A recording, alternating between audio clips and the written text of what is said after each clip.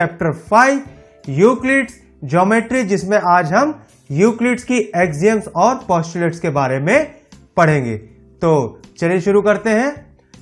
दोस्तों, एक्सियम्स और पोस्टुलेट्स होते क्या हैं? एक्सियम्स और पोस्टुलेट को समझने के लिए सबसे पहले हम स्टेटमेंट को समझ लेते हैं। स्टेटमेंट कितने प्रकार के होते हैं?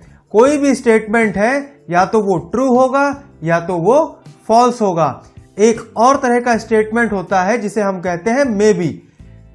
इसका एक एग्जाम्पल भी देख लेते हैं, जैसे कि सन राइजेस फ्रॉम ईस्ट, सूरज पूरब से निकलता है, ये ट्रू स्टेटमेंट है। उसी तरीके से सन राइजेस फ्रॉम वेस्ट, ये एक फॉल्स स्टेटमेंट है। एक और तरह का स्टेटमेंट होता है जिसे हम कहते हैं मे बी, यानी टुडे इज वेरी हॉट, आज बहुत गर्मी है। ये एक सब्जेक्टिव स्टेटमेंट है। किसी के लिए आज का दिन बहुत गर्म हो सकता है और हो सकता है कि किसी को आज ठंड लग रही हो। तो तीन तरह के स्टेटमेंट होते हैं, एक होता है ट्रू, एक होता है फॉल्स और एक होता है मे बी। लेकिन मैथमेटिक्स में मे बी नहीं चलता है। मैथमेटिक्स में केवल दो तरह के स्टेटमेंट होते हैं, पहला होता है ट्रू और दूसरा होता है फॉल्स। यानी मैथमेटिक्स में कोई बात या तो ट्रू होगी या तो फॉल्स होगी। ट्रू स्टेटमेंट भी दोस्तों दो तरह के होते हैं, पहला होता है यूनिवर्सल ट्रूथ और दूसरा होता है ट्रूथ विद प्रूफ। यानी दो तरह के ट्रूथ हो गए, एक हो गया यूनिवर्सल ट्रूथ, दूसरा हो गया ट्रूथ विद प्रूफ। यानी वो बातें जो यूनिवर्सल ट्रूथ है वो यूनिवर्सल ट्रूथ हो गई, और दूसरी वो बातें जिसके पीछे कोई सबूत हो या कोई प्रूफ हो उसे कहते हैं ट्रूथ विद प्रूफ। जैसा कि मैंने बताया सन राइजेस फ्रॉम ईस्ट, ये यूनिवर्सल ट्रूथ है। और जैसे कि आपके फादर आपसे पूछें कि क्या आपने बिजली का बिल भर दिया, तो आप कहेंगे हाँ मैंने बिजली का बिल भर दिया। तो आप कैसे प्रूफ करेंगे कि आपने बिजली का बिल भर दिया? आप अपने पिताजी को बिजली के बिल की एक रसीद दिखा दीजिए कि आपने जो पैसा दिए थे मैंने उससे बिजली का बिल भर दिया और ये है उसका प्रूफ। तो दो तरीके के ट्रूथ हो गए, एक हो गया यूनिवर्सल ट्रूथ और एक हो गया ट्रूथ विद प्रूफ, ऐसे सच जिनके पीछे कोई सबूत हो, कोई प्रूफ हो। दोस्तों, यूनिवर्सल ट्रूथ भी दो तरीके के होते हैं, जिसमें पहले होते हैं एक्सियम्स यानी ऑब्वियस यूनिवर्सल ट्रूथ जो हर जगह एप्लीकेबल होते हैं, और दूसरे होते हैं पोस्टुलेट्स यानी एज्यूम्ड ट्रूथ विदाउट प्रूफ और सेल्फ एविडेंट, यानी वो ट्रूथ जिनको हमें प्रूफ करने की जरूरत नहीं है, उनको पहले से ही प्रूव्ड मान लिया जाता है। जैसे कि दो समानांतर रेखाओं के बीच की दूरी हमेशा समान होती है, इसको प्रूफ करने की जरूरत नहीं है, इसको ऑलरेडी प्रूव्ड मान लिया गया है। एंड स्पेसिफिक टू ज्योमेट्री, यानी वो ट्रूथ जिनको बिना प्रूफ किए ही सच मान लिया गया है और उनको प्रूफ करने की जरूरत नहीं है, और वो स्पेसिफिक है ज्योमेट्री को लेके। एक्सियम्स वो ट्रूथ हैं जो मैथमेटिक्स की सभी ब्रांच में एप्लीकेबल होते हैं, जैसे 1 + 1 = 2, 1 + 1 = 2 अर्थमेटिक में भी ट्रू है, 1 + 1 = 2 आपका पॉलिनोमियल्स में भी ट्रूथ है, आपका अलजेब्रा में भी ट्रूथ है। हर जगह 1 + 1 = 2 ही होता है। लेकिन ऐसे ट्रूथ जो स्पेसिफिक है ज्योमेट्री के लिए और उनको पहले से ही ट्रू मान लिया गया है, उनको प्रूफ करने की जरूरत नहीं है, उन्हें हम कहते हैं पोस्टुलेट। दोस्तों, कंफ्यूज होने की बिल्कुल भी जरूरत नहीं है।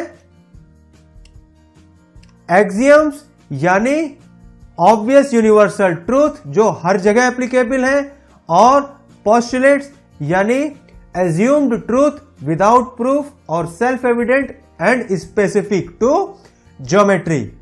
तो दोस्तों, ये हो गए एक्सियम्स और पोस्टुलेट्स की परिभाषाएं। अब हम यूक्लिड्स के द्वारा दी गई एक्सियम्स और पोस्टुलेट्स के बारे में पढ़ लेते हैं। Now we will discuss about Euclid's axioms and Euclid's postulates.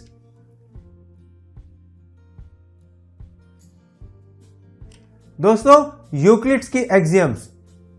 दोस्तों, यूक्लिड की पहली एक्सियम है things which are equal to the same thing are equal to one another, यानी if A = B and C = B। अब देखिए A और C दोनों B के बराबर हैं, यानी if A = B and C is equal to B, then A is equal to C. Things which are equal to the same things. अब देखिए A और C दोनों B के बराबर हैं, तो A is equal to C. बहुत ही easy है। अब उसी तरीके से दूसरी एक्सियम है, if equals are added to the equals then the wholes are equals. यानी if A is equal to B, तो हम ऐड करें C दोनों साइड में, तो ये हो जाएगा A plus C is equal to B plus C। If equals are added to equals then wholes are equals. चलिए अब थर्ड एक्सियम देख लेते हैं। थर्ड एक्सियम है, if equals are subtracted from equals the remainders are equal. यानी if A is equal to B, और अगर हम C दोनों साइड से सब्सट्रैक्ट कर दे तो ये हो जाएगा A minus C is equal to B minus C।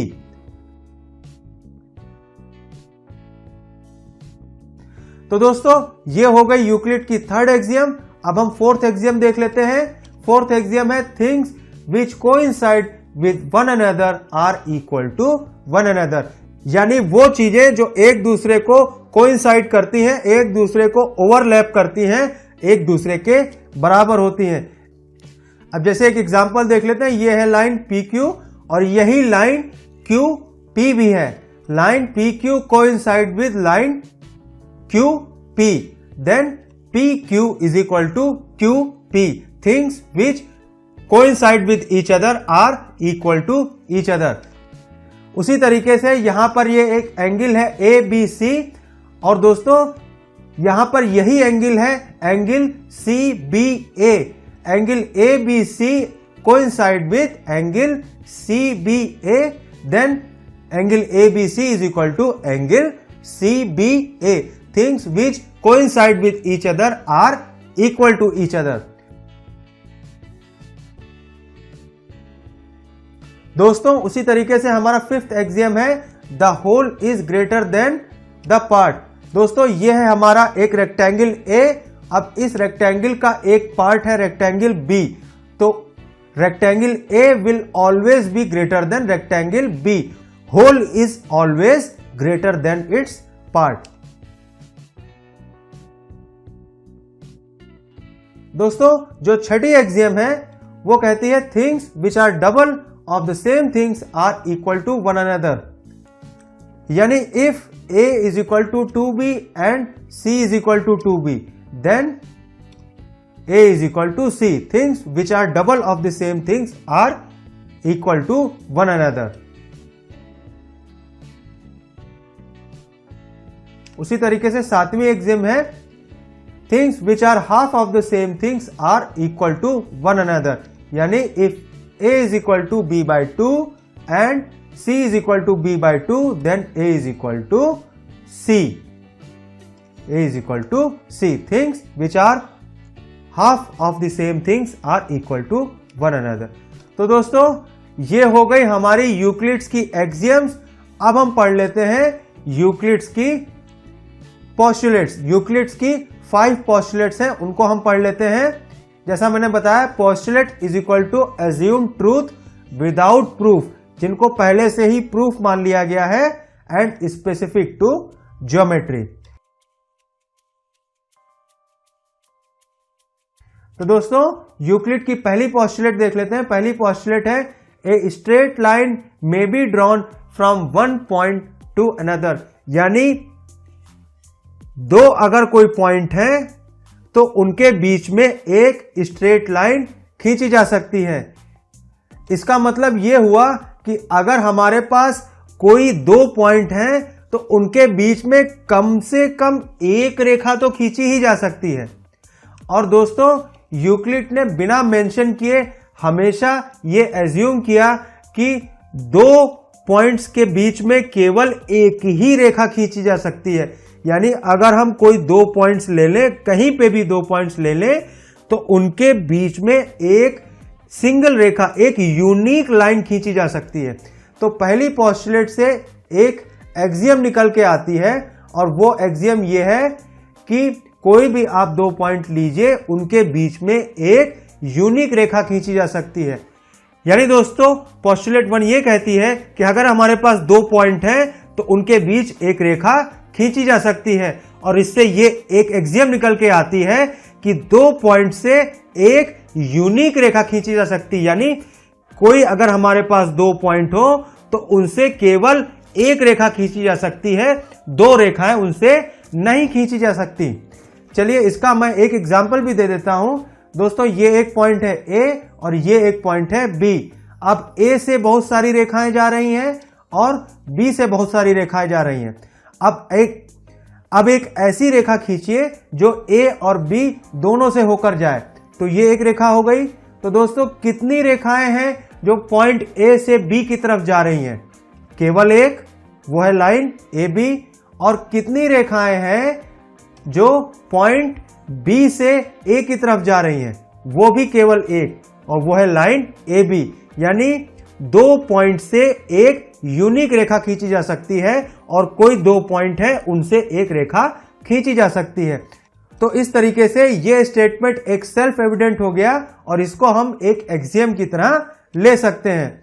तो दोस्तों पोस्टुलेट 1 हम एक बार फिर से देख लेते हैं। A straight line may be drawn from one point to any another point। यानी किन्हीं भी दो पॉइंट से हम एक स्ट्रेट लाइन खींच सकते हैं, और इससे एक एक्सियम निकल के आती है कि किन्हीं दो पॉइंट्स के बीच में एक यूनिक रेखा खींची जा सकती है। किन्हीं दो पॉइंट के बीच में एक से ज्यादा रेखाएं नहीं खींची जा सकती। दोस्तों चलिए पोस्टुलेट 2 देख लेते हैं। पोस्टुलेट 2 है a terminated line can be produce indefinitely. यानी ये एक लाइन सेगमेंट है, और ये पोस्टुलेट सेकंड पोस्टुलेट ये कहती है इस लाइन सेगमेंट को दोनों साइड इनडेफिनेटली आप इसको ले जा सकते हैं। ये इस साइड भी इसको बढ़ाया जा सकता है और इस साइड भी इसको बढ़ाया जा सकता है। दोस्तों चलिए पोस्टुलेट 3 देख लेते हैं। पोस्टुलेट 3 है a circle can be drawn with any centre and any radius. यानी किसी भी पॉइंट से किसी भी रेडियस का एक सर्किल खींचा जा सकता है। उसी तरीके से पोस्टुलेट 4 ये कहती है all right angles are equal to one another. यानी सभी राइट एंगल आपस में बराबर होते हैं। दोस्तों पोस्टुलेट 5 देख लेते हैं। पोस्टुलेट 5 थोड़ी सी टिपिकल है, इसको स्टेप बाय स्टेप देख लेते हैं। दोस्तों ध्यान दीजिएगा। पोस्टुलेट 5 कहती है if a straight line falling on two straight line. यानी ये दो स्ट्रेट लाइन है और इस पर एक स्ट्रेट लाइन PQ फॉल हो रही है। दो स्ट्रेट लाइन है AB और CD, और इस पर एक स्ट्रेट लाइन PQ फॉल हो रही है। Makes the interior angles on the same side of it taken together is less than 2 right angles। यानी इसमें ये जो इंटीरियर एंगल बन रहे हैं एंगल 1 और 2, और एंगल 1 और 2 को अगर हम जोड़ें तो उनका जो जोड़ आ रहा है वो 180 डिग्री से कम है। यानी angle 1 plus angle 2 is less than 180 degree. Then the two straight line if produce indefinitely. यानी अगर इन दोनों लाइनों को अगर हम अनंत तक खींचें, इनको आगे बढ़ाएं, meet on that side on which the sum of the angles is less than 2 right angle. तो ये उस साइड पे जाके मिलेंगी जहां इंटीरियर एंगल का जो जोड़ होगा, जो इंटीरियर एंगल का जो सम होगा वो 180 डिग्री से कम होगा।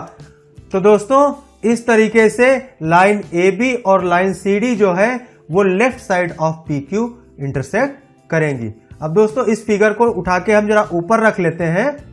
तो दोस्तों जैसा मैंने बताया, if sum of the interior angle is less than 180 degree then line AB and line CD will intersect on left side of the PQ।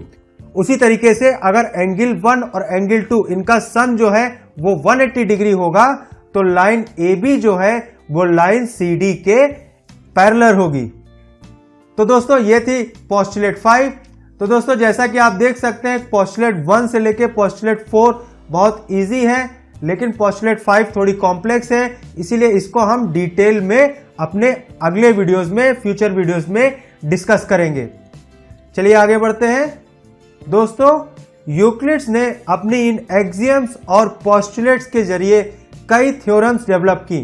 चलिए कुछ एग्जांपल्स इसमें देख लेते हैं और कुछ रिजल्ट्स प्रूव कर लेते हैं यूक्लिड की एक्सियम्स और पोस्टुलेट्स के बेसिस पे। पहला एग्जांपल है, if A B C are the 3 points on a line and B lies between A and C, then prove that A B plus B C is equal to A C. दोस्तों ये एक line है ए सी और इसमें बीच में एक point है B. तो दोस्तों ये हो गई लाइन ए बी और ये हो गई लाइन बी सी। उसी तरीके से ये लाइन हो गई ए सी। तो दोस्तों हम देख सकते हैं इस फिगर में ए सी जो है वो कोइंसाइड कर रहा है A B plus B C से। और जैसा कि हम जानते हैं Euclid's axiom 4 that things which coincide with each other are equal to each other. तो इस तरीके से हम कह सकते हैं कि A B plus B C is equal to A C. चलिए अगला एग्जाम्पल देख लेते हैं। अगला एग्जाम्पल है, prove that an equilateral triangle can be constructed on any given line segment. यानी किसी भी लाइन सेगमेंट से हम एक समबाहु त्रिभुज, एक इक्विलेटरल ट्रायंगल यानी वो ट्रायंगल जिसकी सारी लाइंस इक्वल होती हैं, हम खींच सकते हैं। चलिए इसको भी सॉल्व कर लेते हैं। मान लीजिए एक लाइन सेगमेंट हम ले लेते हैं ए बी। ये हमने ले लिया एक लाइन सेगमेंट ए बी।